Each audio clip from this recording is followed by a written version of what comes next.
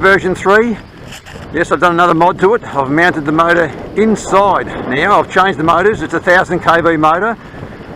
This time running a 11x7 carbon cam prop on 4S.